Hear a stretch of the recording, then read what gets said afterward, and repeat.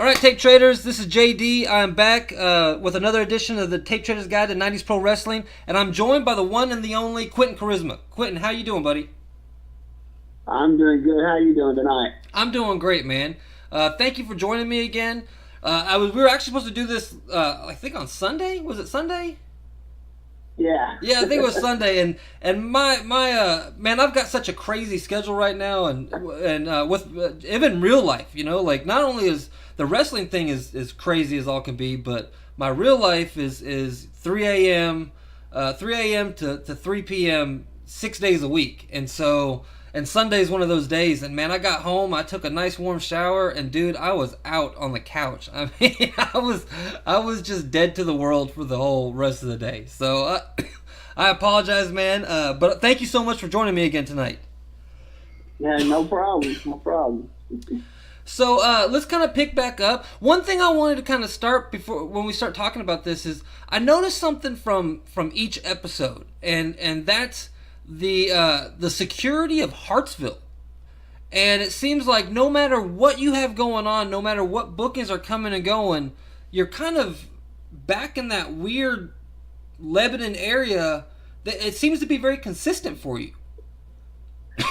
Yeah, Hartsville was, it was just one of those things that was always there every week. So, and if you need, if you had a night off and you want to go up there and maybe, get $5 if you was lucky. Right. It was there, But you could go there and work. Actually, what's that? I said, but you could go there and work. You could, when you're a year in, 2 years in, you need to be working because that's the only way you get better.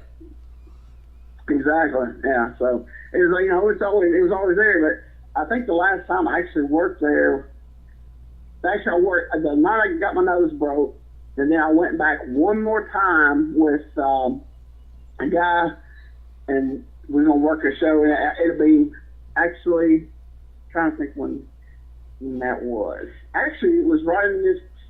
Actually, it was in the. Let's see, when was that? The nose was broke was July '92. So actually, it was in the spring of '93. I kind of skipped that. I forgot all about that. So I'd like to actually, if I could start off with that, yeah. I would actually be probably get a little place there. Yeah. If you don't mind. Okay, because it's kind of a crazy story. So, it's like spring of '93. I don't know the actual month. I hadn't been back since I broke my nose. And at that time, like I said, the guy, Rick Valentino, he was the one running the show. He was on long gone by then. I have no idea who was doing it in the spring of '93. But had a Saturday, Lewisburg wasn't running, and Arnold, Shabba Shabbat, me and him, we were working Lewisburg, and I was like, hey man, he's like, where we can go work, since we're not working this Saturday. I was like, we can always go to Hartsville. So, there ain't no money, but, we can go up there and we can work each other. And he said, okay, sure. Yeah. So we get up there. And we walk in, and you just feel something ain't right, Uh-huh. And so I'm like, all right, dude, let's go and get out of here. So we go back down. We're going down you go down the building, you go down the side street, and the parking lot was down this little side street behind the building. So next thing I know, a couple of wrestlers were yelling at me, and I was already he was, we wasn't walking together, we were saying favors, but and I was like, who in the crap they yelling at? Uh-huh. I was like, and Arnold, he was already down there by the car, with nobody could see him. I was like, they're yelling at us. I'm like, what the crap's something like this? So I'm like, what's going on, And, they come down, and it was a guy named Dirty White Boy Doodle and a couple other the local guys there. And I can't remember who else others were. And they're like, they had a chair and a hand in there, and it was like, and he said, you take this chair back to your boys. And I was like, what are you talking about? And on the chair it had, it said Dirty Lane Brothers or Nasty Lane Brothers or something like that. And I was like, what the crap? I'm like, it's like, it's like, we know they sent you, they sent you up here, didn't they? They're going to take care of us. I was like, man, I had no idea what you're talking about. And so I'm just there, like, dude, I was like, what's going on? I don't know what's going on. We just come had a night off. We come up here. He's like, I don't know what's going on. Right. And he's like, well, come to find out, Larry and Frankie, Circle Business, which they weren't Circle Business yet, right? And didn't begin it yet. They were the Dirty Lane Brothers or the Nasty Lane Brothers. Can't remember when it was something Lane Brothers. Well, they went there and something happened. I don't know if it was a shoot or something happened. It got all, something happened. There was an incident, and supposedly that the word got out that they were sending somebody up there to take care of them this Saturday night. What? Come in and shoot on them. Yeah. So me and Arnold show up out of the blue, and they're thinking it's us. I'm like, okay. I'm like, man, I had no idea what they're talking about. I said, why in the world? I said, I don't even, I hadn't seen those guys. I don't know, Yeah. I said, why would I come up here? I said, it makes no sense. Why would two guys come up here and there's a, whole locker room with y'all? Right. I thought that, and I was just like, okay. And there's a whole, I was like, so they're like, all right, we're okay. I was like, so I have nothing to do with those guys. I said, they work same place as we do, but that's just, I don't, Wow, this that's is not, this is not, nothing, I have nothing against y'all, and whoever they send it, and it's not us, so they must be still on their way if they ain't got here yet. So they told me, okay, well, y'all come back in to work. And when I was looking at Arnold, I said, man, I don't know, do you want to? And he's like, yeah, let's go back in there. I said, well, just, watch, have your bag ready to roll, man, because we won't, watch our backs. We got to get out, right. If something happened. But we went there, we were working back, and, nothing else was said. And it was probably, I don't know, month, 2 months later, I saw Larry, I think it was in Shelbyville, and I was like, dude, what the crap happened up here? Some y'all's got us, jumped, Yeah. They're always, this, I don't know, man, since so long, I can't remember what he said, but I said, dude, that was crazy. So we rolled in there, just, work a match, no big deal. Next thing I know, we got 10 people who fixed to jump us because something y'all did, Yeah. So, but I was just like, so after that was the last time I ever went to Hartsville. Wow. I never went back after that. Do you know how long did they run? Because about 5 years ago, when I used to run the Red Bull, when I was a sales manager for Red Bull, one of my territories happened to have Hartsville in it because I had Lebanon. Yeah. And so because I had Lebanon, I had to go out to those little outskirts because there's multiple places, not just Hartsville, but there's other little not counties, but little towns out in the sticks out there, and Hartsville happened to be one of my areas, and I actually was able to take it off my route because the only gas station that I went to out there closed down. And so when you told me that they had weekly out there, that boggles my mind. I mean, how long did they? When did they? Do you know when they ended up actually stop running? No, I mean they were there. From what I heard, they started around 89, 90 there, and last time I heard I heard they were still running like late 93, early 94. Wow. And then they yeah. Yeah, that's just crazy. I mean, there's 7 people that live out there. People went back in there. I don't know if people actually went back there in that same building and tried to act, I know people try to went in there, different places, like the schools and stuff. But not like but that's on, but every week or every month promotion, it hasn't been, since then. So yeah. But that was kind of crazy, that was the last time I went to Hartsville, because I was like, man. Sure. Sure. You don't know what, it's crazy. So, but yeah, it was interesting. But yeah, it was. After that, we, I said, as Lewisburg and Shelbyville, pretty much where I was at, and I was still doing the training with Chris on Wednesday nights in Shelbyville, and they're toward the, like I want to say probably from late March until May. We would get there. Chris would be like, okay, y'all got to do stretches, and he would leave. He'd go down to the office or the cab stand and get on the phone, and he would stay on the phone all night.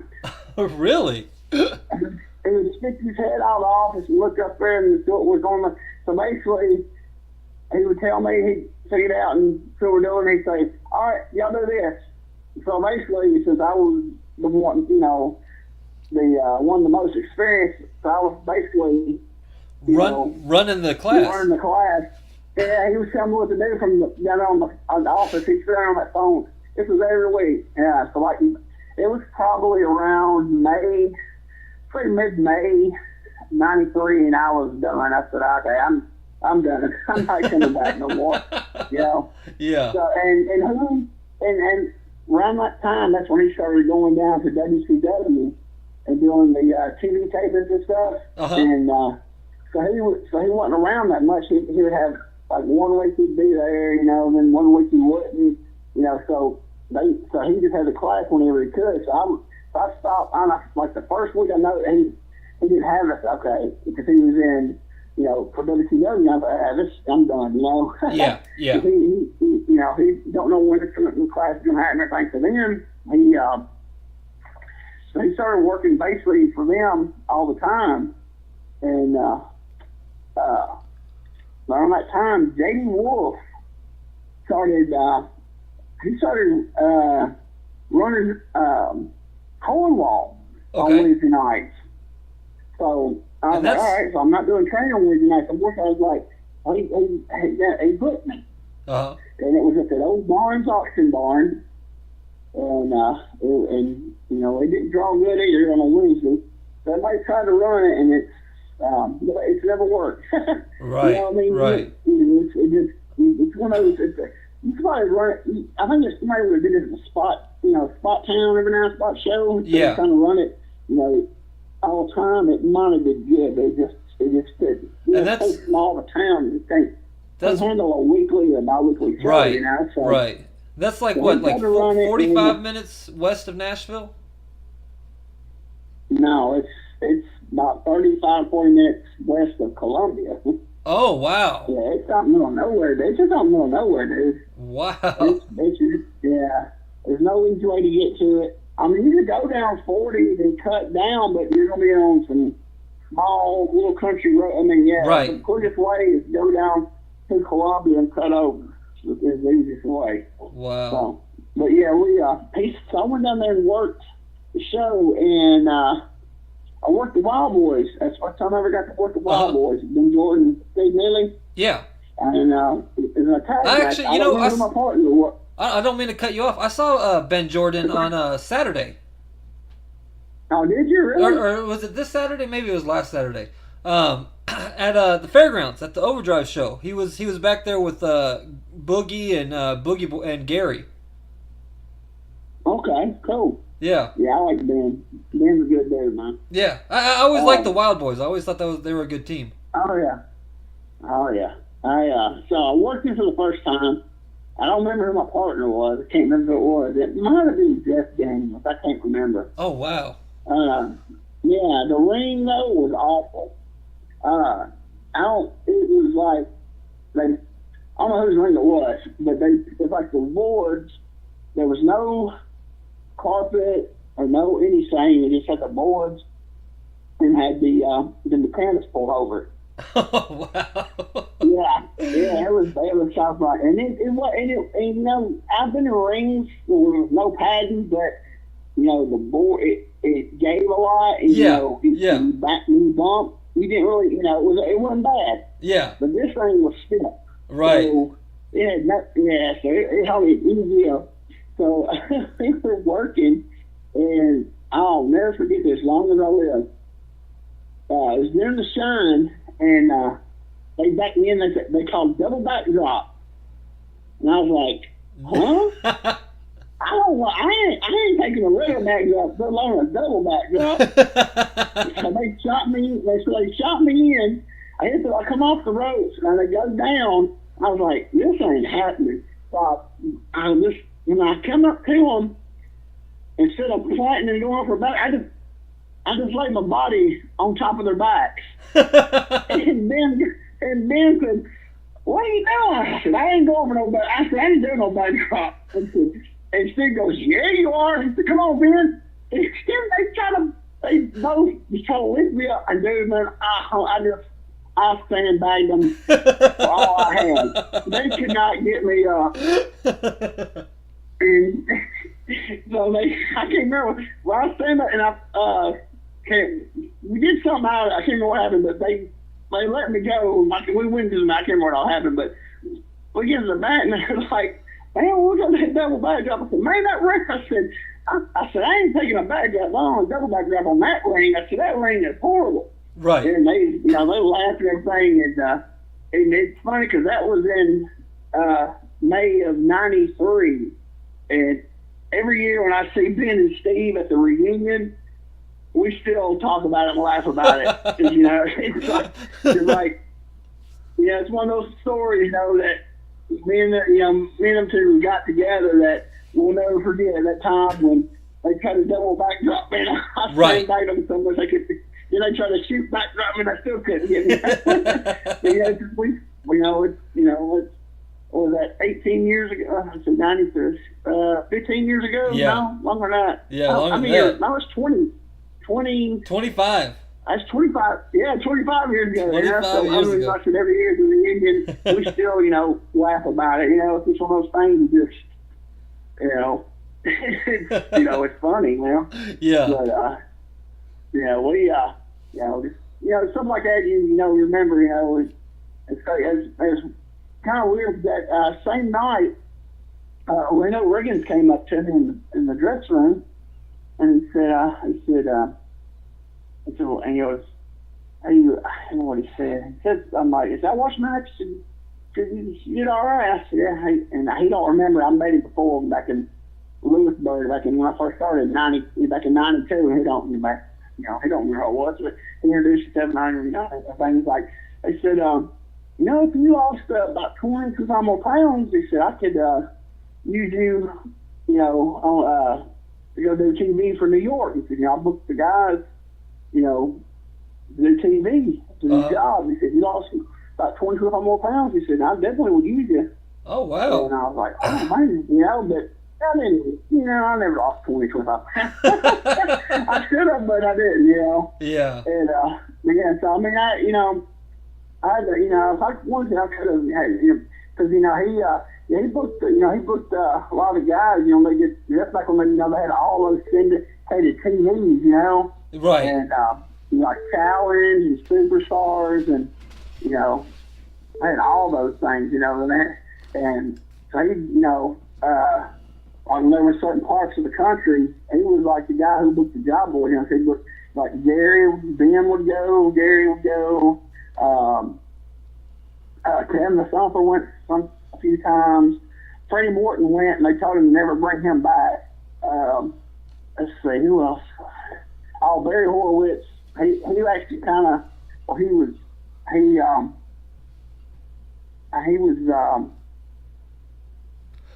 didn't book the guy, but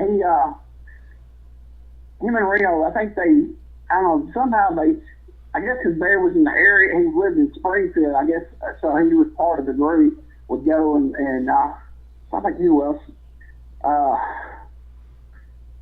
can't remember. There was about 10 guys that they would use off and on, through the years. Reno was the one that would, he'd line them up for this area when they, and that's, part of the country when they, they would do all those TV tapings, and then they would, they'd run those TV tapings like for 30 months, there's all those different shows and everything. But, so he told me that, so I felt pretty good about that, I was looking at, I wrote some notes and stuff down because I've been forgetting so much stuff, but around June that time, me and Jeff Daniels, we started riding together a lot in Lewisburg, and because Marcus he quit Lewisburg, so me and Jeff started riding together, and one night Jeff was like, "Man, I'm just to turn babyface." Uh-huh. And I was like, "Really?" And I was like, "Babyface?" He said, "Yeah." He had lost some weight and got back into really good shape and was tanned up. And he's like, "Yeah, I'm gonna." And I was like, "Okay." He said, "I want to let you turn on me and we'll work a program." I was like, "Really?" And he said, "Yeah." He said, "Well, I'm gonna talk to Chris about doing it in Lewisburg and in Shelbyville." And I was like, "Okay." So we put this thing and he turned on him and we started a little program. And I think I turned on him in Lewisburg. Because like I said, Lewisburg and Shelbyville basically the same crowd pretty much. Except Shelbyville had a few different more different guys because Shelbyville was on Thursday, so some of the guys in Shelbyville worked Columbia on Saturday, and some of them worked Lewisburg on Saturday. So, but you still everybody knew, so we worked that program and everything. One thing I really remember about it, I remember the first match we worked, and he taught a sunset flip there in Heat, and I said, "What?" And he told me he wanted me to give him a sunset flip, and I was like, "Okay, that makes no sense, but okay, I never did one either." So I gave him a sunset flip, and I was like, I never did that. I was like, why in the world would he call a sunset flip? I mean, but yeah, I gave him. I remember that, and then they brought in this girl. Well, they didn't bring her in. She was already there. She worked. She manager. Her name was Nasty Nikki. She managed me in Shelbyville and Lewisburg, and then Dominique was with Jeff. So we started doing the mixed tags and everything, and then we did that for like probably about a month. And the blow off was in Shelbyville. And I don't know whoever come up with this idea, but it was a baby oil match. Oh boy! With the blow off. Yeah, that's what I said. So they put down this tarp, and in the main event, we blow this thing. We did about a month in both towns, and blowing it off in Shelbyville. So they put down this tarp and they pour baby oil. Dude, man, they soaked this thing with baby oil. So we get in there, and you cannot stand up. Every time you take a step, you slide. And, I mean, it was awful. The match was horrible. They put so much baby oil in there. Yeah, I mean, you couldn't stand up. You couldn't do nothing. Right. It was awful. It was so bad. Yeah, I'd be afraid of hurting, getting hurt. Yeah. I mean, it was all, it's like we had this angle for a month, and we go to the blow offs, and we got, they do a crap night, we could have still did the baby, but, just put a little bit down. I mean, they soaked that thing. I mean, it was covered. I mean, it was all, every time you went to stand up and you go to walk up, either we'd fall or fall into each other. I mean, it was just... Right. It was so bad, man. And so we got to the back, and Glenn Mullins he was mad. He's like, "That was the awful match I've ever seen. That match was so bad." And I was like, "Glenn," I said, "you can't even stand up." He goes, "I know you couldn't stand up." Every time I look out through the hole, look out there, and I think Quinton falling down. I was like, "Glenn, you can't even stand there. There was so much baby oil out there, man." I said, "It was ridiculous," but it was just like, it's like, it's your fault, Glenn. Y'all the ones that did, y'all the ones that did the match and put the tarp on and put it all the, Right. Baby oil, and then I come, through the years, I could have a 5-star match, which I would never have one, but if I ever did have a 5-star match, Glenn Mullins would find something wrong with it. He would. Yeah. And I don't know what it was, but Glenn, I don't know, he never liked me. I don't know what I ever did to him, I never did nothing. I mean, I don't know what it is. I don't think he's never liked me, man. It was, because it's like later on, me and JP was teaming back in '07, and Devin sold the Shelbyville back to Glenn. I told JP, I said, man, if you wait and see, I'm going to be fired in 2 weeks. No, man, we'll stop Hill Tag Team. 2 weeks later, I'm gone and JP's still there. I told you Glenn didn't like me. yeah, I don't know what it was. Then, I'll tell some more stories about stuff Glenn said about me and, through the years. But yeah, it's just, really? That's, I don't know, he just never. I wonder, I mean, I don't know anyone that doesn't like you. You know what I mean, you're a good guy, you're respectful, and I don't know anyone, I've never met anyone that knows you that doesn't say, oh yeah, Quinton, he's a great guy, you know? Oh, dude, man, a lot of people don't like me. I can go all night. Oh, man, a lot of people don't like, because a lot of people, there's a lot of people don't like me. But most of them are goofs anyway, so it don't matter, you know? Yeah. Wow. I mean, it don't. That's crazy. That don't really matter, so. So when you're gone from there, where do you go? Okay, I'm getting a lot of like strange noises when you're talking. Do you hear that? No. Kind of like almost like a feedback or something. Okay. So 2 weeks goes by and you're gone, like you said you would be. So where'd you go from there? On which one? Well, from Shelbyville? Yeah. Actually, the program just ended, and then basically I went back to like the first day of match. And we just working just regular matches. Oh, okay. So, it was, and yeah, it wasn't nothing. In Lewisburg, I pretty much actually I did stop going to Lewisburg.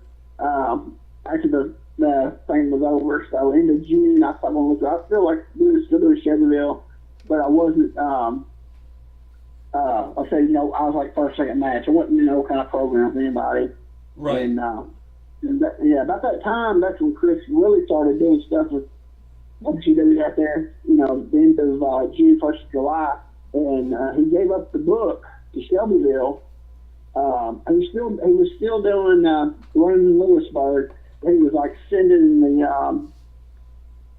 matches and the finishes and everything, I think, to Sammy Manera. I think he was the one bringing them to the show, I think, and giving it to everybody. I can't remember exactly who was doing it, but after that, I said I left, but I still going to Shelbyville, and he gave the book up and told me to give it to Joe, just to Joe. So Joe started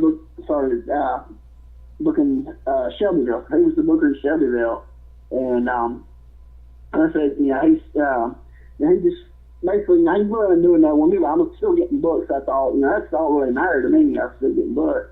And then one night it was, I want to say it was mid-August.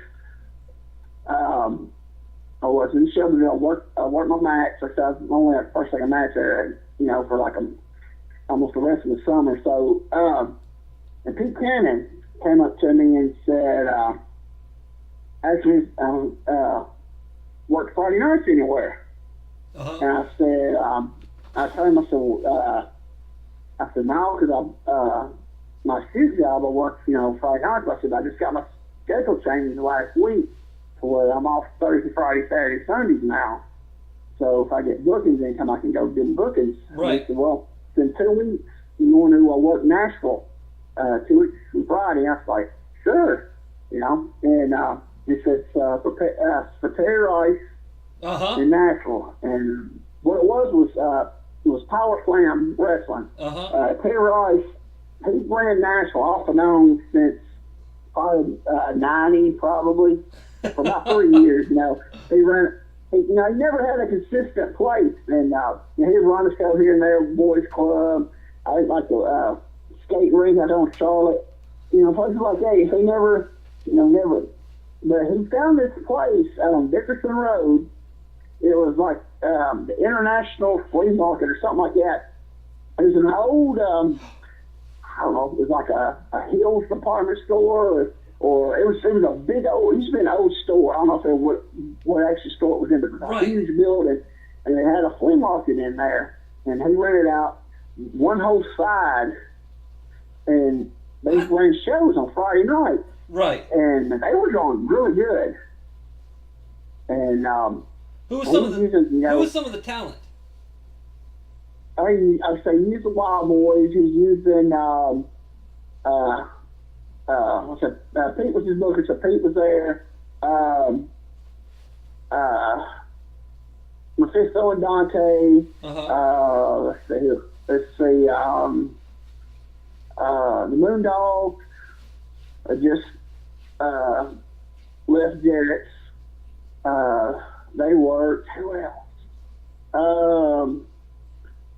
There's some more Jarrett guys that come through. So Billy Travis, I know, was on a show.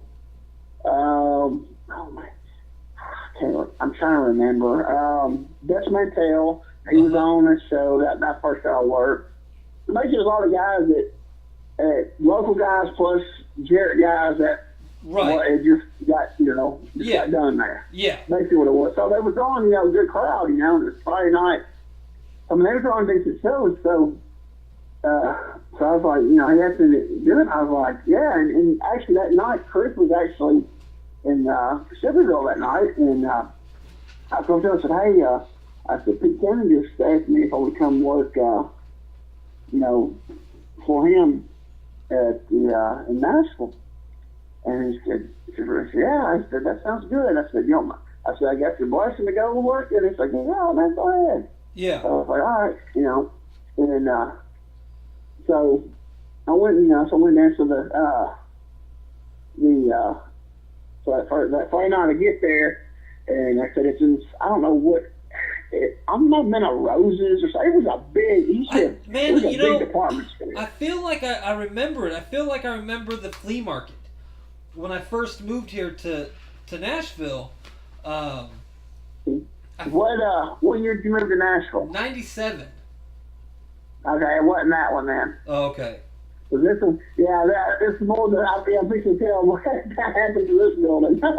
Oh, yeah? So, yeah. So, like I said, he's been running about 2 months down there every Friday night before I got there. So I get there at night, I'll pull up, and I go, so I go in or something, and, I found, so where I go, and they show me, so I went to the back of the building, like, I guess when it was a store, you go to the back of the store, had their back room, and then, a lot of places they had upstairs where the manager's office and stuff was, so that's where our dressing room was. You go up these stairs, and there's like a little office room up there, and we dressed up there, and, so the first time I was working bin bowling, which me and Ben never had a problem. It was just me and Glenn for some reason. Uh-huh. So I went up there, I got dressed and everything. So I think Gave us finished the match. He wanted to tell me to, if we go about 5 minutes, 6 minutes, he said, let Ben give him a little comeback. I don't know, he said, the house whatever, and I hit him with the spray. Hit him 1, 2, screw finish 1, 2, 3 with the spray. Okay, that's easy. Yeah. So we go up there, we're having a good little, easy little match, not doing much, just, because, the gimmick, I was really working the gimmick, I had the load, the mirror, and the spray, so he didn't do a lot, just work the gimmick. So, so we go to the finish, and I go to turn to grab the spray in the corner, there's no spray. Oh. Somebody took my spray can. Oh, no. Yeah, my spray was gone, the mirror everything was gone. I was like someone picked it up and brought it to the back? What's that? Like someone brought it to the back? Yeah, they took all my stuff and took it to the back, yeah. So I'm like, I look at Ben, and the referee was fisheye, and I said, we got to come with another finish. I said, shoot me in, watch your knee, feet on the ropes. So he's all right. So he shot me in, put my knee up, boom, and went down, covered him 1, 2, 3, feet on the ropes, Uh-huh. And so, the fans were, trying to stooge it off, and, Spishine was working, and, he's like, I didn't see it everywhere, so I'm along in the back. I said, it was a long way to the back because so it was a big old store. So right. on the back, I was like, man, Pete. I was like, man, it's my first night. The finish got messed up. Pete's gonna be mad at me, and he's gonna not want me to come back. So I was just like, all right, here we go. So I finally get back there. I see Pete standing there. I'm like, oh man. So what happened to the finish? I said, I turned around to get my spray. I said, the spray was gone. He said, security took your stuff, didn't I? I said, yeah. I said, I didn't know. I said, I think it was, I said, that's only I can think of something easy like that. And he said, that was a good job. You come up. He said, you did something fast and quick, and that was good. He said, if you ever try to do something long and drawn out, you'd have lost the people. He said, that was perfect. And I was like, oh goodness, I'm saved, So I went back upstairs and so I was sitting there getting undressed. Let's forget this. Beth Mantel walks over. He's like, "Where you from, kid?" I said, "Mount Juliet." "Oh, Mount Juliet, huh?" I said, "Yes, sir." I said, "What's wrong with people up there? They don't like wrestling. That place don't draw." I said, "No, it never has." I said, "The few shows that's been there, it's never grew." And he's like, what was his name? Old Ronnie West. He tried to get that show up there. WCW didn't draw a dime. I said, "Yeah, I remember that." I said, "Yeah, I saw the flyers for it when they ran it." I said, "Yeah, it didn't draw a dime." He said, "It wasn't Ronnie West show." I was like, "All right." Yeah, then he walked off and never talked to him. But he's like, "Where you from, kid?" I'm good. "What's wrong with people there?" Don't draw a dime. But so I got dressed and was at the end of the show, and Pete's the one that gave out the payoff. So I went in there and he's like, "Here you go." And he had an envelope. And he said, "You be back next Friday night?" I said, "Really?" He said, "Yeah." I said, "Yeah, I'll be back next Friday night." So I was excited. I was like, man, because it wasn't Lewisburg, it wasn't Shelbyville, it wasn't Hartsville, right? It wasn't the one, right? It was something different. It was a big building, lots of people. Guys, some of the same guys that sure. I worked with on those stuff, sure. But it was, like I said, it had a lot of Jarrett guys on the Memphis guys, So I was just like, oh man, I was on cloud nine. I left there and I got this little payoff, and I was excited, Yeah. So did Shelbyville that Thursday. Then Friday, I get to the building, and he's like, we get to, I start getting dressed, and he comes over and he's like, "You're gonna work this kid right here." And I was like, "Okay." And it was Kroll, the Death Stalker. Oh, Kroll. wow. Yeah. So he tells me what he wants. So we go out there about 5 minutes. And during the shine, he's working my leg. He kicked my back of my hamstring so hard, I had bruises on the back of my hamstrings for over a week. The next week, when I come back next show, my back of my legs is still bruised. Wow. Yeah. Yeah. Do you think he was taking advantage of you because you were new, or did he just work stiff? He was newer than I've been working longer than he had. So it wasn't that. So he was just stiff. Bigger than me. Maybe. Yeah, he's bigger than I was. Yeah, he was bigger than me, dude. So I'll never forget. So after the match, I came back. I think I sprayed him with the gimmick. And I was coming back, and I'll never forget, George Weinroth was sitting there, him and I don't know if Herbie wasn't there. Dale Storm was his manager. And George goes, "You all," because I came back, I was limping and holding my leg, and he goes, "You okay?" And I said, "Man, my leg is killing me." I said, "What happened?" He said, "Man, he was kicking me so hard." I said, "He was just laying on me," and I said, "Yeah." And he's like, and George goes, he goes, "He's too green. He don't know his own strength." Something like that. And I was like, and so then And Tommy Heaney was standing there, and he said, "I want to talk to you before you leave tonight." I said, "Okay." So I went and got dressed, and I got my money and everything. And he was leaving. He said, "Would you be interested to come to Columbia?" I said, "Yeah, definitely." He said, because this was like toward the end of September. He said, "October." I said, "Oh, give me your number." I said, I'll give you a start date for Columbia, and I'll call you and give you all that information." I said, "Oh, okay, cool." So I got paid and everything. I said, I think I did.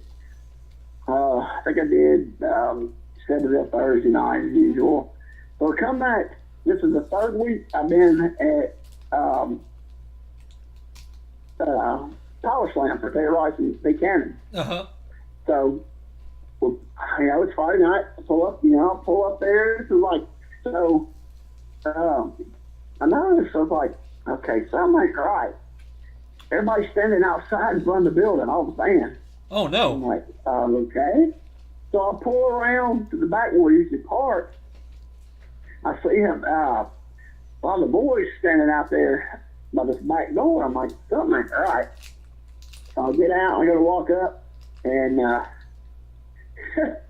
like, "Hey, I don't know if we're having a show tonight." I was like, "What?" He's like, "I don't know if we're having a show. The building, they locked us out." I was like, "What?" He said, "Electricity's off. The whoever had to run flea market, I guess they didn't pay their bill, and flea market was evicted." So, yeah. So we're like, all right. So then next time Pete comes out, he's like, "Boys, we're gonna have the show. We're gonna have it out here in the parking lot." I was like, "Okay." So they took the ring and set it up right by when the parking lot lights. So you have some light, and so we had a show. We dressed somehow they got that back door that goes into that building. They got it. It was open. You could walk through it. So the baby faces dressed in there. We dressed in the parking lot behind some cars. We put chairs. Some of the boys pulled their cars up, so kind of make a little wall. Yeah. On the back side of the parking lot. So we all dressed outside, and we had the show. And oh man, it was awesome. I was like, okay, I've had, first week I've had a really good match. Second week was so match. It wasn't bad. Yeah. He beat me up, So this week, they put me a guy named Bert Stiles, and he'd been working a while. He was trained by Reno. Bert Stiles? So, yeah, his name was Cowboy Bert Stiles. So we go. We're separated. Right. There's no way, to talk or anything. They just, they send the finishes over to the ref. Right. So I go out there, and I'm like, okay, I'm gonna do, first part of the match, I do all my gimmick and stuff, right? So we go lock up. I'm going to do my gimmick. He grabs me, shoots me off. Backdrop. I'm like, what? Something I come. I look, he's business for a backdrop. I'm like, so I kind of like just roll. I kind of like hit his back, kind of roll off to the side. I'm like, then he grabs and picks it up, suplex. Not suplex. Then he kind of like, I don't even jump because he grabs me so fast, and I can't even get set, right. Even to help him. Right. So I kind of go, he's kind of pitching and kind of fall to the side. It was also supposed to be a suplex, brother. I was like, I was like, what the crap? I just rolled out the ring, and I was like, what is going on with this guy? It's like, no, there's no psychology. Right. He just wants to beat you up. Yeah, and I was just like, so we get back in there, and I tell Fish, I told him, tell the devil, I gotta do my gimmick. And so we walked back in, and I put him back in the row, in the corner. I said, stay. I started doing my gimmick, and I guess he caught on. I was like, dude, none of your stuff makes sense. I mean, what the crap? Yeah. And the match is horrible. And so, match was over and everything.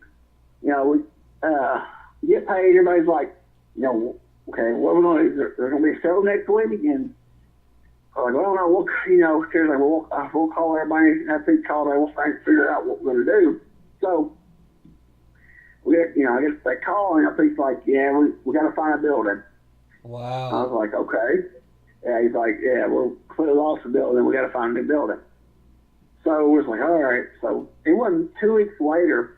Well, I went on and okay, we go back a bit. I called.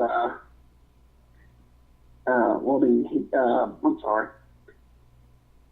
He called me for Columbia. Okay. What night was that? It was on a Saturday night. Okay. Columbia ran the first, third, and first, third, and if it was a fifth Saturday. Okay. Yeah, if there was a fifth Saturday of the month. Right. Basically run it every other week. Twice a month. Right. Yeah, every other week. So he gave me and said, okay, I'll be there, come on it. So I went down there. I cannot remember who I worked that first night. I'm trying to think who it was. I cannot remember who I worked. I used to have all the stuff written down when I first started, like the first couple of years, and every match and everything, and I don't know, I lost it. Man. The 50 times that I've moved. Oh, in man. 20 years. But, for like I'll say probably 3 years, I had it all written down, and I don't know where it happened to it. But I'm trying to remember, I can't remember who I worked that first night in Columbia. But I remember I wore my match, and then, come back to after that, okay, they were doing something. Dale Storm was the hill manager down there in Columbia also. But something happened. I don't know if they took on a gimmick. He managed George Weingroff as the Sheik. And something happened, I think, before the match. Something happened where Dale couldn't go out to the ring with George. So George couldn't talk, so he had to have, he had to have somebody go out with him. So he looked at me and said, "You do anything the rest of the night?" I said, I don't know. I said, let me ask Tommy. I said, "Hey, Tommy, am I done for the night?" He said, "Yeah." And George goes, "Is it okay if he comes out with me, Tommy? Holds my flag and everything?" I said, "Yeah, it's fine." And he goes, "You don't mind?" I said, "No, sure, let's go." So we went out there, and I had George's flag, and I was, doing, flying it over my head, back and forth, waving the flag. And, the people were just, exactly, that was my first night there. I mean, I was getting heat out heat like crazy, the faggot chants, Oh, I'm sure, they were all over it, just going like crazy. And I'll never forget, there's nothing I'll never forget. George leans over and goes, "Brother, man, listen, you're over. Listen to that heat you got." And, it's one of those things I'll never forget, he didn't have to say anything about that, Sure. So he leaned over and he just like, "Man, you're over. Listen to that heat, brother." So. And I was like, "Oh man, yeah." Was doing a promo? Was it always something that came natural to you? Were you nervous when you had to talk in front of a crowd, or was it just something like you didn't even think about it? It just, you went out there, you just did it, and it was no big deal. Did you practice? Would you sit in front of a mirror and? Well, I didn't want to talk to. I mean, I'd say a little something, but I wouldn't, because back then you didn't have to.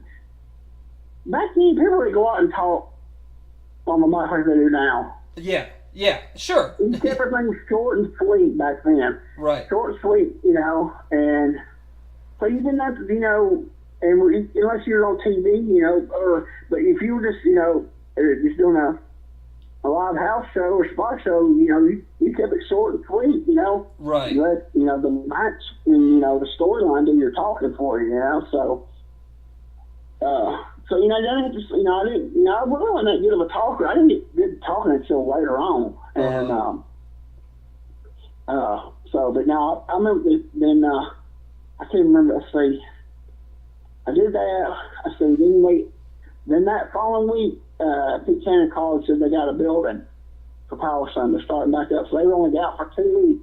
And it was at the Woodbine Community Center Oh wow. off Nolensville Road, right there at Broderick Park on Nolensville Road, which was a mile from the Jarrett's building. Right. Yeah. So I was like, I was like, man, that should be good because we're going to get, that neighborhood. The day before. Yeah, so, so I was like, it's going to be good. So, trying to think who I worked with. So, at first show, I want to say I worked Boogie. Uh-huh. I think I worked Boogie. Gary? And, Gary Scott. I mean, Gary Valiant. Yeah, he was really Valiant, man. Yeah, he was our Gary Valiant. Yeah, okay. So I first started working him. Well, first few times working with Gary Scott, yeah. Uh-huh. But he was Gary Valiant, man. That's right. So I worked him, and actually there's a video Kroll made. It's on YouTube somewhere of for Boogie, and it's got a couple clips of our match Oh wow. in it. Yeah. And from that Woodbine Community Center Power Slam, it drew pretty good too, man. The building wasn't a real big building. It was an old school. It was like they used the it was like cafeteria slash auditorium, so it had a stage, so it was a decent sized room. It had, I want to say, one side had probably about I know one side only had like 2 or 3 rows. One other side had 3 rows, and then one side had probably about 6 or 7, and the back row goes to the stage had probably about 8 rows. I mean, it filled. You could get probably 200 people in there. Yeah. I mean, it'd be crowded, but they were drawing over. I say there was nights there was probably 175 in there at least. Uh-huh. And they had a good crowd that were buying. Yeah. I worked Boogie that first night, and then trying to think. It was. I don't know who went over, but worked Boogie. Then so basically, I'd actually. So this was late September, and I had actually, Joe left me off Shelbyville for a while, so I was doing Friday nights, then every other Saturday in Columbia. So I was actually not doing as many as I'd have an all Saturday. Right. But, so I was doing that. I'm trying to think what else was going on then. So were you working 3 nights a week right at this time? Well, I was up until Joe left me off for a little while. Uh-huh. I was working 3 nights. Yeah. Thursday, Friday, Saturday, yeah. Wow. And then Joe left me off for about a month. I think probably like a month. And then I went back, I want to say, in October. Yeah, I think he brought me back in October of 93 to Shelbyville. He brought me back in, and he put the junior heavyweight title on me. Uh-huh.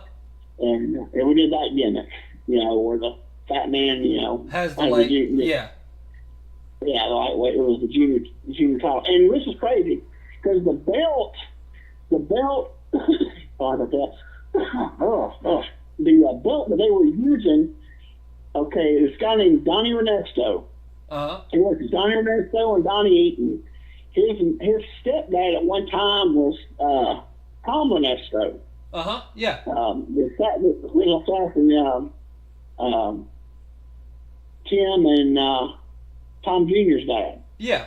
Well, his mom was married to Tom Sr., so it was his stepdad. And somehow Donnie had got one of the old Memphis tag belts. Okay, you remember the tag belts that were used the late 70s for the Memphis end when the concession stand brawl on Tupelo? Yeah. With Lawler Dundee and Blonde Bombers? Yeah. The red, white, and blue? Yeah. Okay, it was one of those. Oh, really? Yes.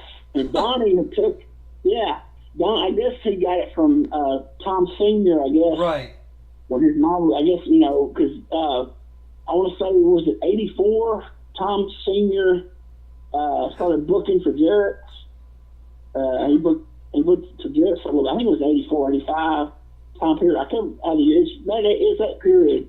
But, so I'm assuming he must have got it from the office, and I guess Donnie must have got it from, you know, I don't know if Tom Sr. gave it to him or if he snagged it when they, you know, when his mom was married to him or whatever. But anyway, that was the belt. And he went to, it had a little, where it said, it still said AWA on it, and where it said Southern Tag Champions.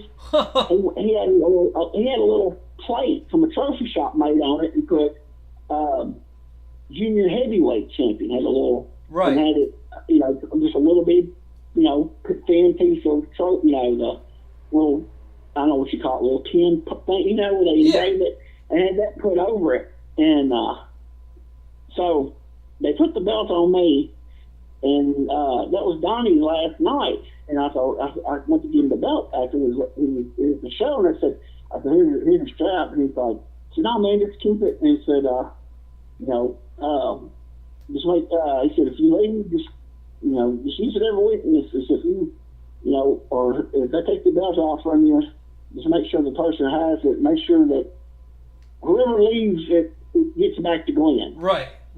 I said, okay. I said, all right.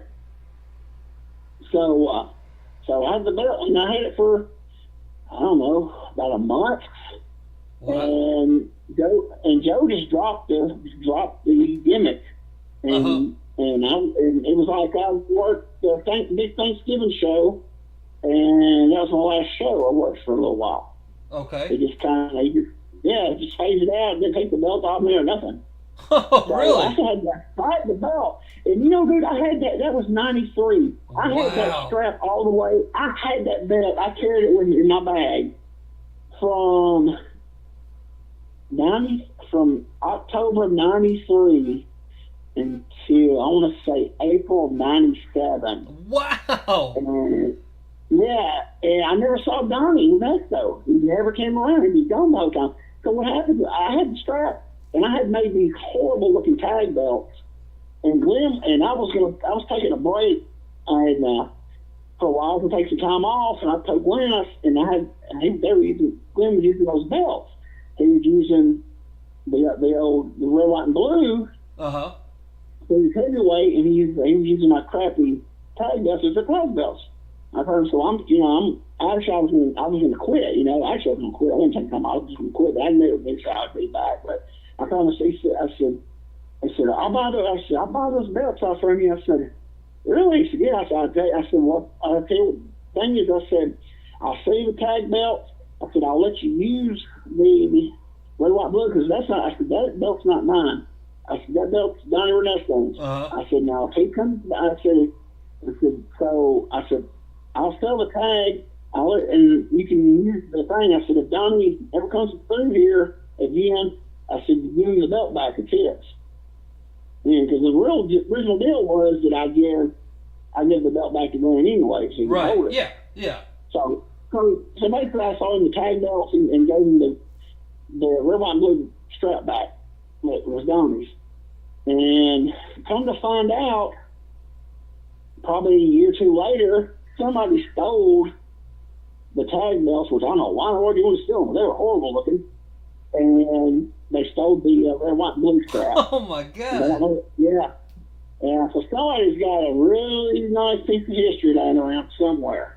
Man. And they're not, and my thing is whoever stole it, they're kayfabing it because, you know, nobody knows with the belt, you know, who would know that belt, you know? Right. So that's horrible. I wish I should have kept it. Sure. I actually did see Donnie Ernesto about, so that was 93. I actually saw him in 07. Oh, wow. Did he remember? No, he never said nothing about it. Wow, that's crazy. If I would have kept that belt, I could have gave it back to him. Yeah. But somebody stole that belt, man, and and I never saw it. Nobody ever saw it on eBay or anything. Wow. So whoever stole it knew they were stealing, and they got it somewhere kayfabing it. So. Yeah. I was. I said, so I was working there. I said, hey, so I worked in Columbia every other Saturday. I was doing the Friday night things. It was cool because I worked Chris Michaels for the first time when I was at Power Slam on Friday nights and we're at Woodbine. Who else? Let's see, I worked Boogie, Chris Michaels. Who else did I work? I don't think it was I worked Steve Neely in singles, worked Ben in singles. Then I got to the building one night, Friday night, and he said, come over here. I got something I'm going to do. I said, okay. He said, this is going to be the easiest match you ever had tonight. I said, who am I working? He said, me. I said, okay.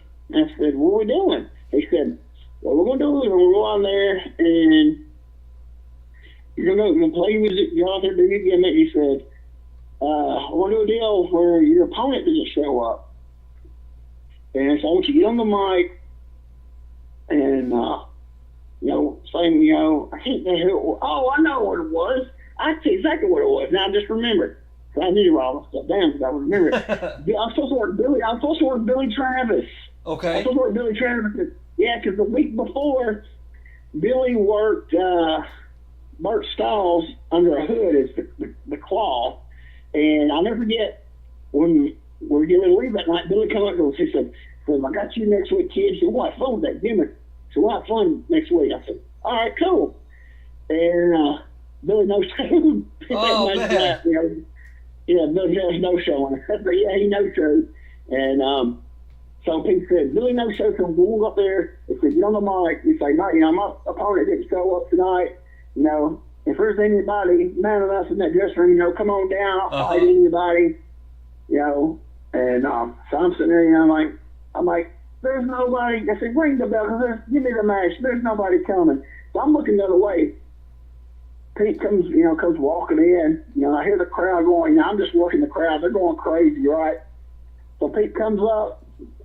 He's walking up. He's behind me, and he blows. And I feel something blowing. I turn around, spin around, and my nose goes right to his chest. Oh. And so I slowly milk it.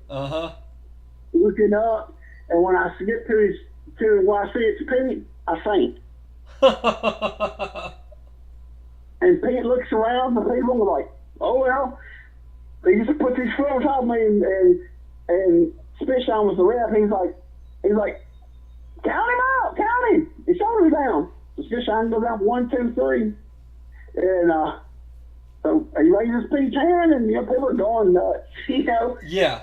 And Pete just gets out and just walks back, walks out of the building, out of the room. So I'm sitting there, I'm still fainted, passed out right in the middle of the ring.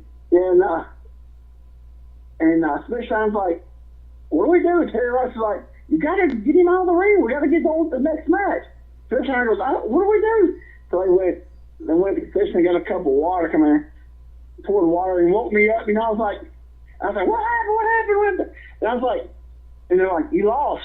I was like, well, how did I lose? I didn't have a match, And they're like, you lost. I was like, we did the whole gimmick, so it was, I said, our dressing room in that place was upstairs too, actually, it was fine. So I got upstairs, got there, walked in the dressing room, the door, and Pete goes, told you that was the easiest match you'll ever have. I said, oh my gosh. He said, that was awesome. He said, people ate it up. People ate it up, Yeah. Because I did the whole thing where he comes in and, I'm just, working the crowd and I turn around, boom, right to his chest. I milk it slowly, look it up. And I see him, I'm like, and I just faint.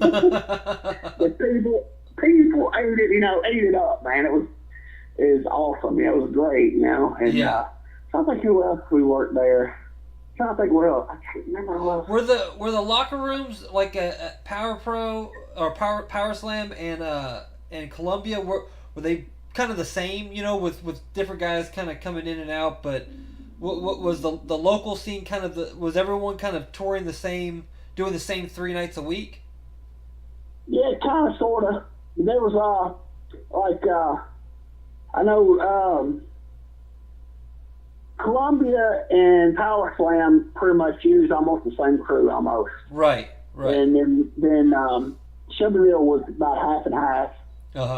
And but yeah, it was Columbia and Nolensville.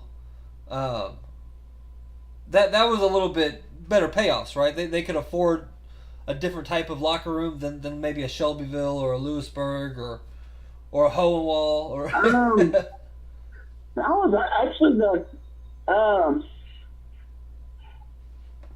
they were the Columbia and Power Slam were about the same price. Everybody probably getting the same. Everybody probably got the same. Lewisburg, that was Christian because nobody got really paid at all. Right. But Shelbyville, Columbia, and Nashville Power Slam, they all pretty much paid the same. Okay. And about that, actually that night, that I did the thing with Pete, he actually gave me a raise.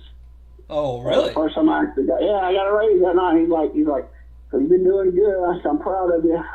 I'm bumping you up a little bit. And I was like, hey, all right. yeah, why not? So I was like, but I was like, I worked, in 1 week there, I worked Tony Falk for the first time. Oh, really? So what was that like the first time that you got in there? Tony was a babyface. They brought him in. They just finished up with Jarrett, and they brought him in as a babyface. And I worked him. What was it like that very first time? Was he smooth? Oh, my gosh. Yeah. Easy. Oh, man. Tony, he's a lot of the feathers smooth in the ring. Yeah. One thing I never forget, too, is actually, I remember I watched it on tapes like 100 times. During the match, I was working his arm, and I went up to a top wrist lock, and he was talking to Spit Shiny, saying something to Spit Shiny, he wasn't paying attention, and I put him into a top wrist lock, and he was like he wasn't feeling it because he was saying something to Spit Shiny, and I was like, dude, you gotta, so I took it, I just wrenched him real fast. He was, whoa, and I said, sorry. I was like, you had to get his attention. He was like, I don't know what he was doing, talking to Spit Shiny, but he wasn't paying attention. I had to kind of, rinse it up a little bit to get his right, yeah. I'll never forget it because I watched it on tape. Back years ago, I'd watch it, and you could see him. He's like, I was working hard. He was telling me, he just stopped singing, and Tony started saying something to Fish on, and I'm like, dude, I gotta get you in here. You gotta spell for me. I'm like, and he was like, what he that Tony? Whoa. And it was, it was one of those. And I worked Tony. It was easy, and I think it was a work because we ran there from, like I said, we started late September at Woodbine, and I want to say all the way up to probably the third week of January, we got kicked out of Woodbine.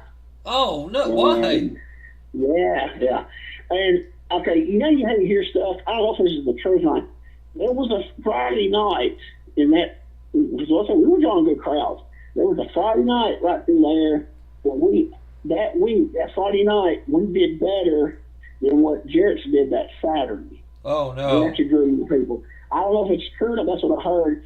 And then I heard after that we were on the radar, and since we were a mile down the road, and the night before that we might have been taking. I don't know if it's true or not. Right. I don't know. But they said that they called the city, and because it was a community center owned by the city, that we got the kibosh put on. We got the Right. So, yeah. But thing was though, they gave us like a week notice. So I don't know if it was Terry or Pete, but that week, as soon as they found out that we was leaving the barn, was getting kicked out, they went and got us a building. Where at? Yeah, so it was out at West Nashville. It was Bass Middle School. Uh-huh. And so we moved out there, which I want to say all through the 80s and all through the 80s and the early 90s, different people ran bass. Oh, really? Let's see. I want to say Douglas might have ran it a little bit back when, like in mid-80s, after, he started to start back up. I think they ran it, I think Master Curtis ran it. I think Tommy Healy ran it. A bunch of people ran it through the years. Uh-huh. And so that's when we moved out to Bass School out in West Nashville. It was on, I think, Delaware Avenue. Out, I think it was 51st, 51st in Delaware, maybe something like that. I know that out there, and the crowds dropped. Oh man! When we got there, yeah. I think when moving from Woodbine hurt us. Because, like I said, we were right there in that fairgrounds area. You know what I'm saying? Right. So I think that then go all the way out to West Nashville, and then the third move since September. Right. I think I heard it, And what was West? The booking was good. What was West Nashville like at the time? Was it like it is now? Was it? No. West Nashville at that time was the old West Nashville of, if you didn't live there, you didn't go there. Yeah, that's what I figured. When you could go get a house, you could still buy a house in West Nashville out of Charlotte in the nation for $40,000. Yeah. Sure. So, no, I know exactly what you're saying. I mean, that area too, that 51st Avenue, 54th Avenue, that is not right now. It's not a very friendly place to go. No. Yeah. But yeah, it was. So we moved out there. I said the houses went down a little bit, and also what hurt us too was we wasn't there long. I want to say maybe a couple weeks, and Ben and Steve, which was our top, Wild Boys were our top baby faces. They were tag team, and they left, and so they went to somewhere in Alabama. Somebody was running in Alabama on Friday night. They said they'd been there since, they started up, and when Terry started back up over Dixon Road. They were there the whole time. So when they left, that hurt us. Yeah. And, but when we go back to Columbia, I've kind of pretty much skipped over my time in Columbia. So yeah, I should have do this back and forth, but so go back to Columbia. I did that first week and everything. I started working there, and so Freddie Morton was promoter. Tommy was the booker, and so Tommy, he would give me a little push. He put me with different people, first, second matches. He never really pushed me a lot, and I say I'd get wins over, but not I was never in a program when I first got down there. So like probably the second show I did, he said, he goes, well, I was looking at it, and I said, how much your gear? And I said, I make my mask, but I said, see what he has the old nylon stuff. I said, and he said, I'll get all my stuff in K&H. I said, where's that at? And he said, you never heard of K&H? I said, no. He said, that's Carl and Hildebrand. And I said, I never heard. I said, yeah, they make everybody's. I said, how do you get in touch with them? He said, catalog. And he said, I got a few at the house. I'll bring you a catalog Friday night. And I said, well, okay. So he brought, he gave me my first K&H catalog. Oh, wow. Yeah. So I looked at it, and the old catalog, it was little envelope like mailer thing, Uh-huh. and it's just a print off Xerox copy.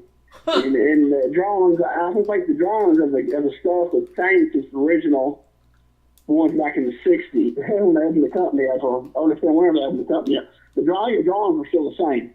You could tell. Man. But yeah, I was looking at it, man, and you could get like trunk nylon, that nylon, that nylon that you last 50 years, Yeah. And I was like, well, get spandex, and spandex is high, but they use that really thick, good spandex. I was like, man, the nylon's about, $30 cheaper than this. Wow. So I bought me a nylon pair of baby blue trunks and a nylon top that was called the Turtle. And it was the one, you pull it over. It was sleeveless, but it kind of had like a little turtleneck on it, and you put it on it, the crotch, it buttons in the crotch. Yeah, the crotch, sure. And I put my trunks over it, and then I needed some leggings because I was like, oh man, I didn't have the money for leggings, and I was like, man, what am I gonna do? I was like, so I was thinking, I was like, you know what? I remember, I'm gonna go back out to that Nashville Sports Unlimited where I got the scuba suits. I went out there. I remember when we was out there, they had a bunch of spandex. They marked them down all the time. Uh-huh. So they had some. I went out there because I was looking for they had some. I was looking, they had crazy colors. So I went out there and they had a bunch of them marked down for $10-15. And they had some that were green they had a stripe going down the side that was purple and pink. It was just kind of like swirls. The stripe down, so I was like, oh man, that looks good. So I bought them like $15. So right. So I had my black scuba suit, and now I had a pair of trunks, baby blue trunks, purple top, and those green spandex leggings. So I had two outfits, Yeah. So then I had those boots. Like I said, I had those pony boots that I spray painted, and I wasn't using shoe spray paint, which later I got smartened up because I was using their spray paint. So after about a month, it started peeling, so you have to repaint them. So I kept painting them. Then I took them to one. So I had them.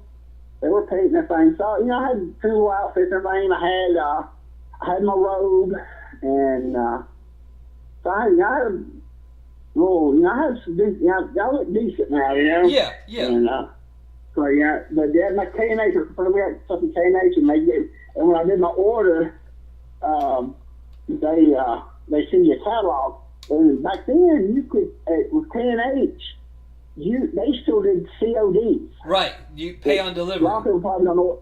Yeah, a lot of people don't know what that is, Sure. And but I paid for mine up front. But yeah, a lot of the boys back in the days, they would do CODs, and but yeah, it was all the things. What I didn't like was they didn't have the neon. I mean the nylon material in pink. They didn't have it in pink, and they said you can dye it, and I was like, no, but yeah, they had every color you could go except for pink. That. Yeah, they had it in spandex, but the nylon that I liked, because that nylon would last forever. Right. And but yeah, that was my first time I got brought up to K&H was through Tommy Higgy. So Is this in Columbia? Is it still 93? Yeah. Yeah. This is 93. So I worked Columbia all the way, like I said,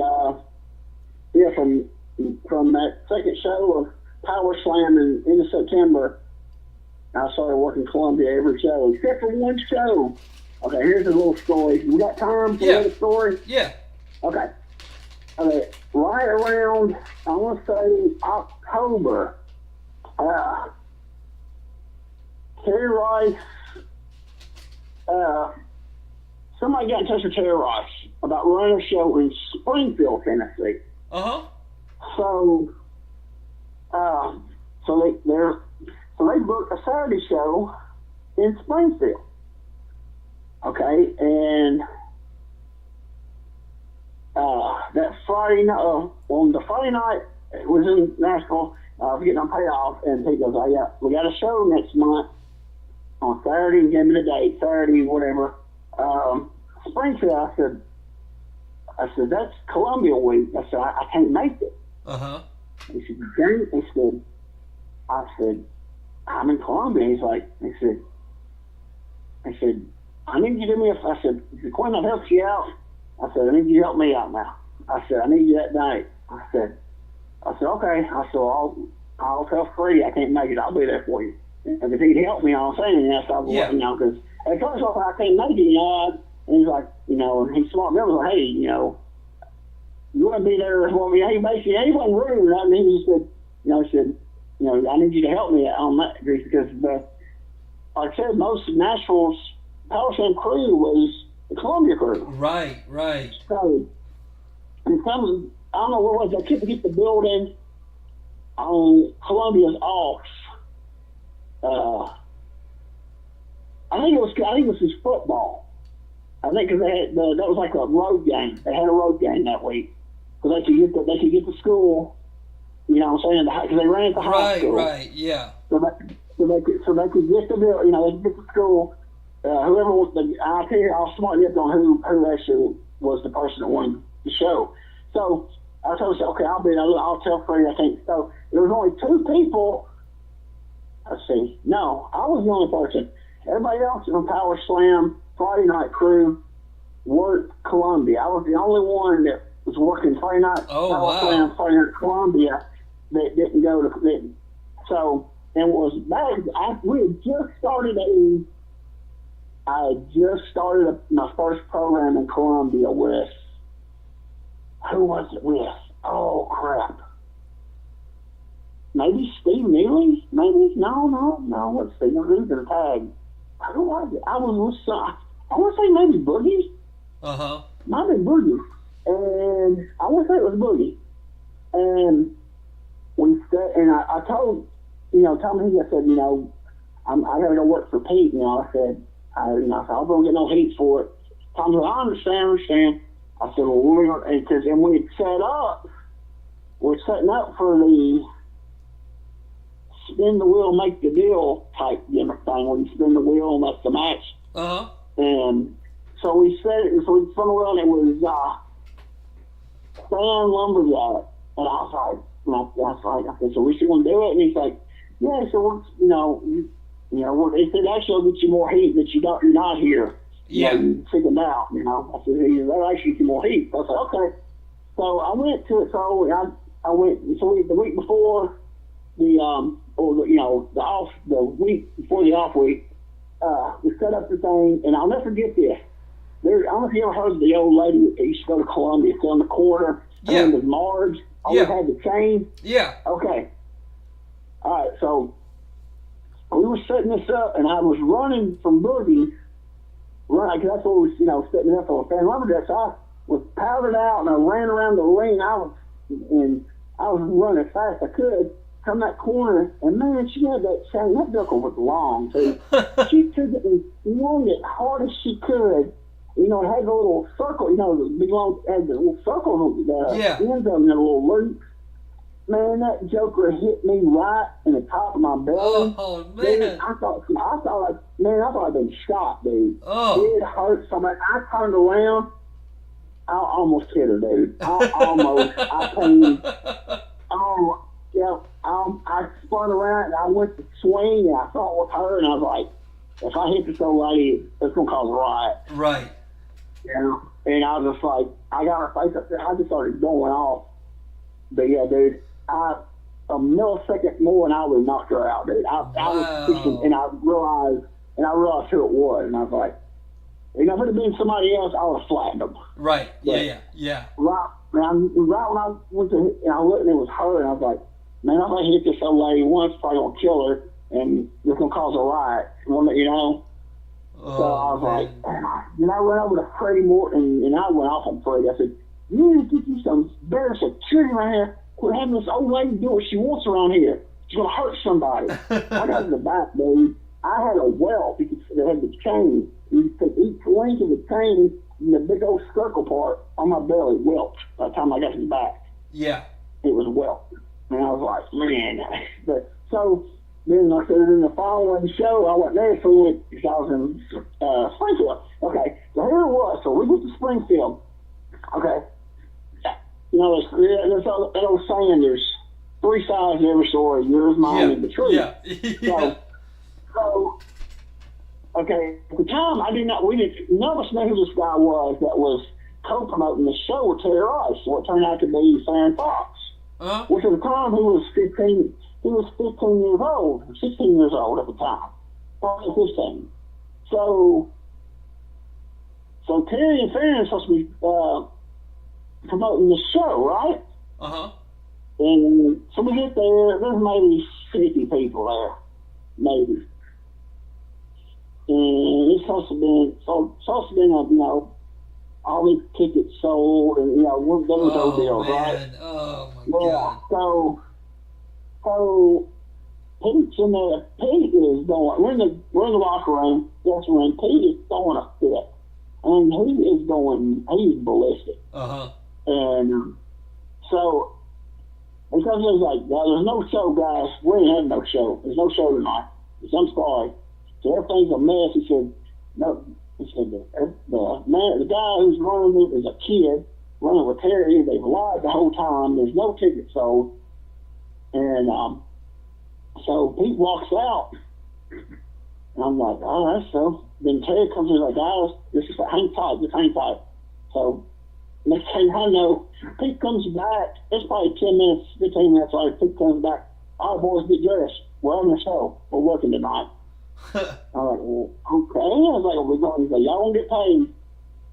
From this story I heard Pete went out there and threatened Farron's dad and made him write a check or gave him paid, make sure the boys got paid.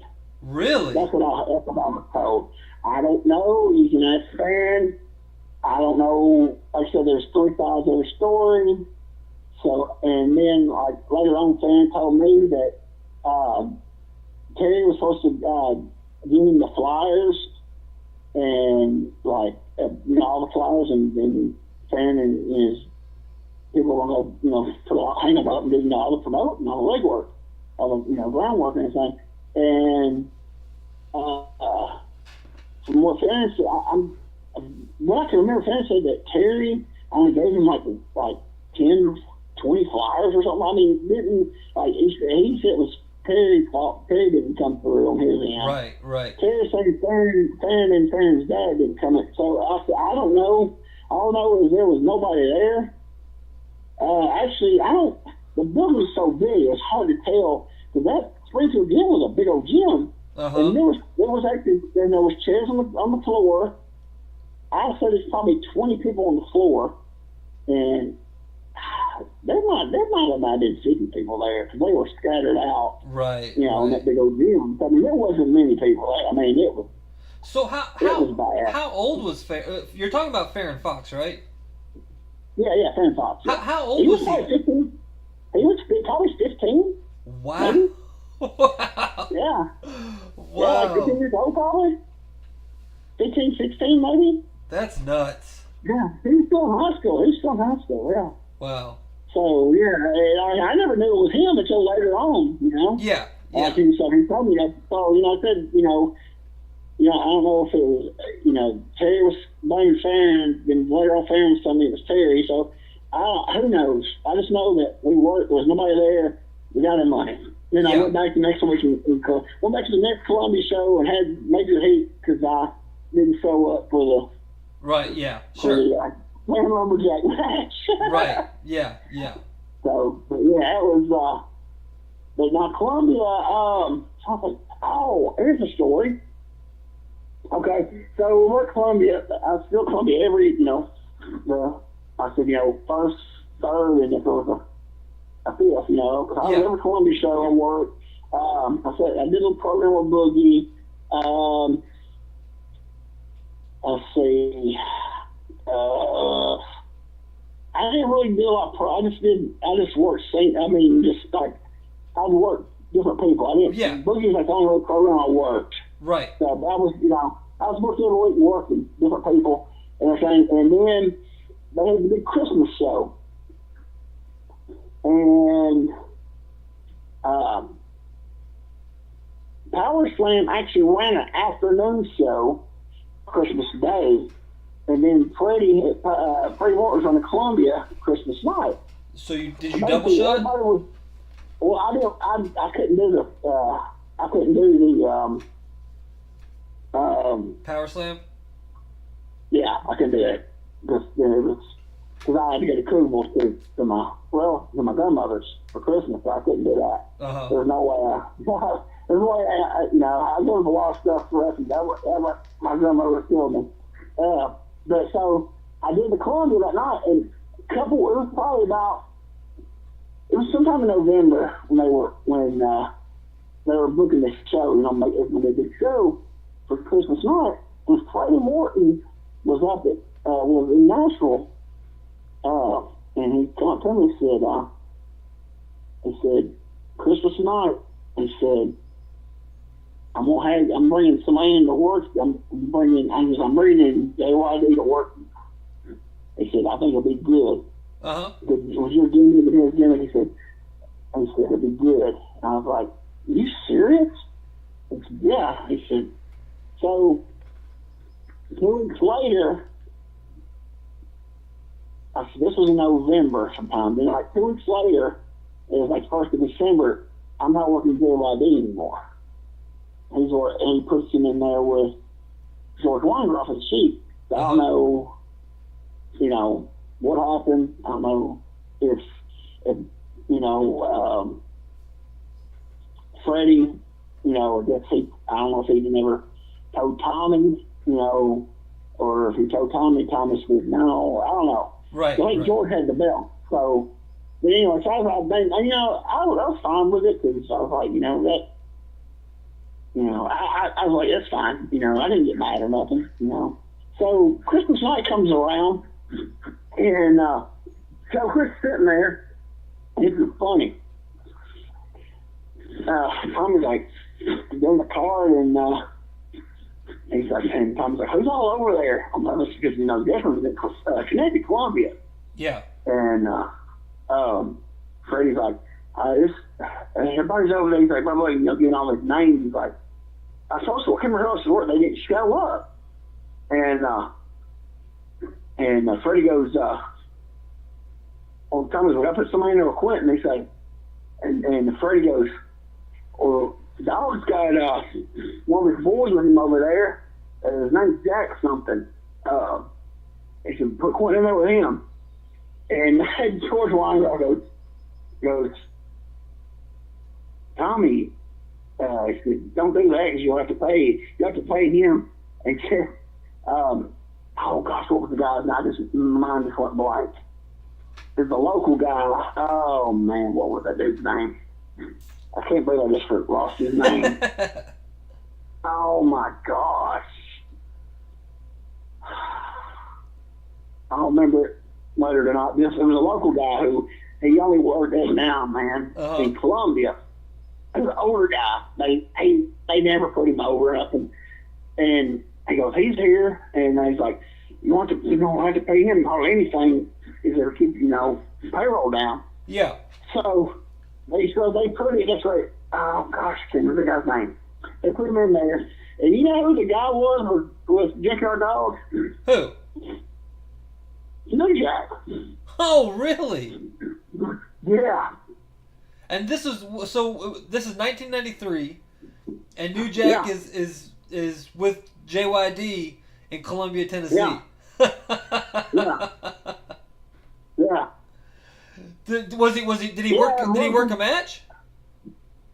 No, he didn't work. Oh, okay. He didn't work. Okay. No, because I was going to work him until Longcross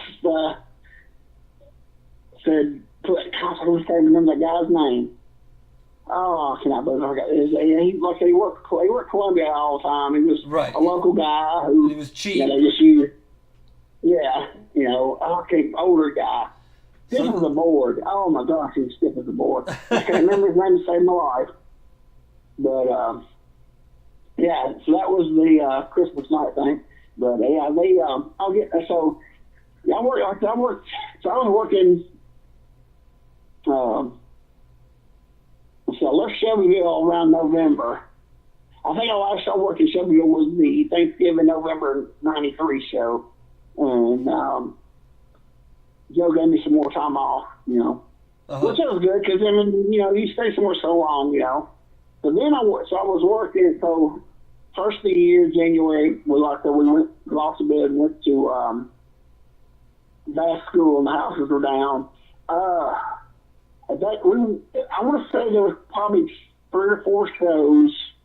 And they drew, but not, they were drawing probably 125 maybe on a good night. And there were some nights it looked about 100, but yeah, it was 125, 150, but it just, I don't know, it just because it's in the basket, gym was so big. We went from Woodbine, where it was small, and, everybody was on top of everybody, but, the atmosphere was better. And then we go to Woodbine, to back school, so yeah, big old gym. It seemed like we just lost, I don't know, we just lost some of the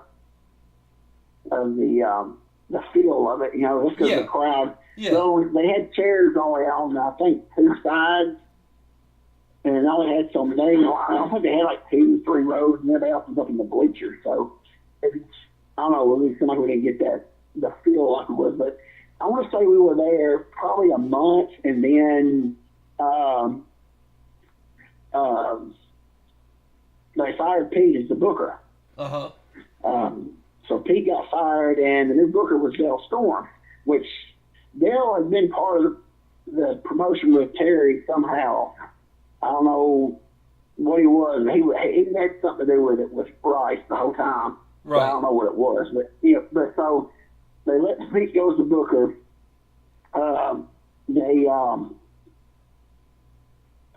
Dale started doing the booking. So at that time, we had lost the Wild Boys. They went and worked somewhere else on Friday nights. So we lost the Babyface tag team. I mean, there was no Babyface tag team.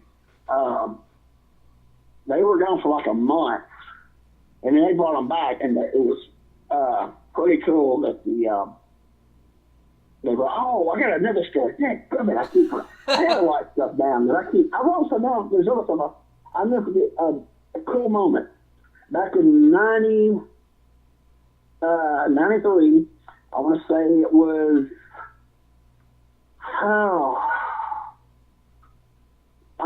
it was when I was done in Shelbyville, that when Joe gave me that time off, I was at Power Slam, and I think it was right before I went to Columbia, or maybe I just started Columbia, but Terry was going to start running Thursday night in Dixon, Friday night in Nashville. And so, and this was after we got Woodbine, so it was had to be around 1st of October sometime, maybe. So, they got, we're going to run Dixon. I'm like, okay, cool. So, and the whole time I've worked, I'm horrible with directions. I get lost easy, but only the first time. If I can finally find the building, I can never forget it. You know what I'm saying? The first time, I'm horrible. So they told bell times at 7 o'clock Thursday, Dixon. Okay, Dixon's not big, right? Pete, I got the directions from Pete. So I go to Dixon. I get there. It's like 6 o'clock when I pull into Dixon. Bell time's 7, right? Or 7:30. I'm really a little earlier than the normal 8 o'clock. So I pull in. I'm like, okay. I go by the directions. I turn. I can't find this anywhere. So I backtrack back. I go all the way up to wherever that road is you got on Dixon exit where it got dead ends and I think 70. Yeah. So I go left and I go way on out. I'm like going towards like Tennessee City. Yeah. I'm like, man, I'm like 30 minutes away. I gotta get back. So I turn back. I drive back all through Dixon again, up and down the street. I cannot find this building. And I'm like, by this time, it's like 7 o'clock. So I've been driving around Dixon for an hour. Oh, man. I can't find the building. So I stopped. stop at this gas station. I said, you know where the wrestling's at? I don't know, we haven't wrestled up here in a long time. I'm like, oh, great. So I stopped. I could find a third gas station, and there's a flyer there. And I was like, thank goodness. I said, the flyer right there, where's that wrestling at? He said, oh, that's up there at the old something factory. I'm like, well, I'm not from here. I don't know where it's at. You know, how do I get there? All right, you go back up here. So he goes the directions. I go up there. I'm driving. I look over. There's the building. I'm like, some old lady, turn back around, come back. I done passed that building 4 times. Oh, man. The sign, they had a little sign outside, like, you know, the blinking, you know, the road, the sign, you got the arrow, you know, you get the letters on it. There was a car parked in front of it. You couldn't see it. And it was an old factory, a blinking factory, that, so there was no signage up on the building. Uh-huh. And there's the blinking sign, somebody parked in front of them. I know that I got there, I walked in, I told George one day I walked in, he's like, hey, show's starting. I said, I've been here in Dickinson since 6 o'clock. He's like, well, where you been? I said, I couldn't find the place. I drove by it probably 20 times. I said, I drove everywhere. He said, there's a sign outside. I said, there's a car parked in front of it. I said, I couldn't see it. And they was like, well, your first, and they looked, and Tommy was, your first match. I mean, it's like, oh my God. So I'm getting dressed. Next thing I know, the dress rooms are separate, right? Uh-huh. The door opens. It's Rio who comes in. He's working George. He goes, he said, hey, Quinton, I'm supposed to give you this. And I was like, huh? There's a folded up piece of notebook paper. And he goes, so who's this from? He goes, it's from Elon. You want to hatch it? You want to have it? And I go, okay, I look at it. It's the opening spot for our match. I looked at it, and when he goes, yeah, I already read that. He said, what you need to do, he said, hold that back up, put it in your trunks. When you go out there to start the match, pull out your trunks. Hold up. I thought you were reading it, look at him and do the okay sign with your finger, hold that up, put it in your trunks. And man, it was the longest spot I've ever seen in my life. It was crazy. I was like, it was like leapfrog, drop down, leapfrog. I mean, it was like, boom, boom. I was like, there's no way in the world. So I get dressed, and I can't remember what it was. So he's like, give me a spot. And I was like, when we were in the ring, I was looking at him, he's like, give me a spot. And I said, yeah. I said, I don't know about that spot. So we go in, he goes to try it, and I couldn't know what happened, dude. It was the first thing I messed up, because it was, I swear, dude, it was the craziest spot I ever seen. It was like something down on Luca tape, you know? Yeah. And it was just like, boom, boom, boom. You know, it was no bumping, because it was all just running, leapfrog, drop down, leapfrog, rubber sport. I mean, it's the craziest thing I ever seen before you did the first bump. Yeah. And like the first thing I messed up, and then I was like, so we got our match and thing. It was all right, you know, a little match and thing.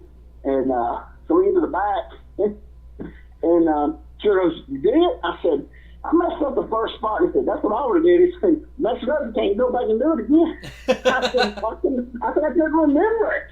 And see, he was laughing. So they drew probably they drew decent that first. They probably drew, well, not decent. For now, it's decent. They probably drew 70 people. Yeah. So, I mean, nobody, Terry didn't make no money. I don't think he lost. They probably broke even, maybe. Right. Because it was the crew wasn't big. It was me, Tommy, me, Dante, Weingroff, and there was, I think, one more heel. And the baby faces were, I don't think those baby faces were. Well, Ben, Steve, Eron, Reno? Pete, Reno. And it was a small crew, you know, there was only like 5 matches. Right, you know, right, yeah. It was smaller. So they ran it and got our money. It was there. The money was there. So then so the next week they were running again. So, and I know the good one was this time, so I got there and I was in a match that was me. This time they put the boys together because there was an old like stage in the back of this factory. There was a curtain up, so we dressed behind the boys, dressed behind it. So it was me and Dante working the Wild Boys, and this is something, another little thing that don't mean nothing to nobody else, but I'll always remember. So I'm sorry they didn't put us together. I'm sorry, they moved the hill dressing room. That's what they moved the drill. We were on this way other side of this little bitty room. They put all the hills up on the stage. That's what it was. And because the dressing room was really, it was a really little small room, so they put us up on the stage to follow me. That's what it was. And so me and Huey went out there to work Wild Boys. So we went out there, we're in the rain, and the Babyface's dressing room was on the other side of the building, this big old factory, but it was like a real big room, so they put them over there. And I remember just another thing I said I'll never forget. It, don't mean that to nobody else, but it was one of the coolest things I ever seen. They come up to the Wild Boy song, Duran Duran Wild Boys, and me and Hickey was sitting in the ring, and we're looking straight down, because there's like a runway almost, to the very back of the other side of the building, and that music was playing, Wild Boys, and here they come running, and when the Wild Boy jacket, it was just like one of the coolest looking things, man. Then that music was blaring, and here they come, and they was running towards the ring. I was like, man, that is, I mean, it was one of those things that was so cool looking that I'll never forget, the entrance, and that's like those, I think people there enjoy it. But it was, I mean, it was really nice. You could see them coming, running down that big, long, hallway type thing. That music blaring, they were running in sequence. I mean, it was just perfect time with the beat and everything. The hair, their mullets were flowing, Yeah. It was one of those things, man. It was just like, gosh. And that was the night that I got introduced to the Sugar Hole. Oh, wow. After the match, we were in the back. We were in the back and everything. And was it Reno? It was me and... Huh? Was it Reno that gave it to you? No, Lord, no. Oh. It was Weingroff. Oh, Weingroff. Reno's the one that taught me. George Weingroff, we were back there, was talking, and he was like, and he was talking about, because he just, before he was talking about, him and he were talking, he worked Pancrase, like the year 92, and he was talking about, going over looking for Pancrase, and they talk about, some of them talk about dots and, shooting and, hooking and stuff. And George looked at me, and I just started listening, soaking it in. It was, and he knew I was green, I'd been working on this. He said, "You know the Sugar Hole?" I said, "Sugar Hole?" I said, "No, sir, what's that?" He said, "You know what the Sugar Hole is?" And he looked at him, and I should have known. "Tommy, you know the Sugar Hole?" Tommy goes, "George, I've never heard of it." Tommy Healy, been working forever. Never heard of the Sugar Hole. Okay, come on. I should have known right then, And he goes, "You never seen the Sugar Hole, Tommy?" He said, "No, George, never have." He said, "Quick, come here. I'm going to show you what the Sugar Hole is." And he said, "Okay, over here, Tommy. You grab him like this." And I was like, "Okay, yeah, I'll show you. Okay." And then go like this. The next thing I know, I can't breathe. I'm just blacking. I see black spots. Lighting like fucking blinking. I can't breathe. I feel like I'm dying. I'm out. I'm like 3 seconds from being clearly out. Yeah. And Tommy goes, "All right, George, I think you know the Sugar Hole now." He let me go. And I was like, I'm just sitting there, he's like, "You all right?" And I was like, "I don't know." I said, "Give me a minute." And George he said, "Now you know the sugar." Yeah. He said, "Well, if you ever need to sit, he said, if you ever get in there with somebody," he said, "Now you know the sugar." And I was like, whew. Yeah, the whole time, Tommy, he was like, "I've never seen it before." And like, Green, I didn't, I should have known. I mean, you should have known. Forever, Yeah. And then Green, Tom, he didn't know what the Sugar Hole was. I mean, they set me up. I mean, it's good for that one, Yeah. It's one of those little things, I'll never forget, It's like, No, never seen that before. So Well, George hey. was looking his lips on that one. He's like, oh, yeah, here we go. Got me a green horn sugar here. That's awesome. Yeah, Well, it was one of the things, man. on that Double Q, we're gonna go ahead and wrap it up. We've actually gone long, but I couldn't stop you on anything. So on the sugar, we'll go ahead and wrap it up, man. All right, cool. So real quick, you had kind of talked about how you were riding with Jeff Daniels for a little while. When you were riding with him and everything, what was that like being in the car? Was he pretty given with like information? Because he had been working for a long period of time by 1993, and had been in some of the big territories and everything like that. I mean, riding with him and stuff. I liked it. Was cool because I would drive to Shelbyville. He'd ride.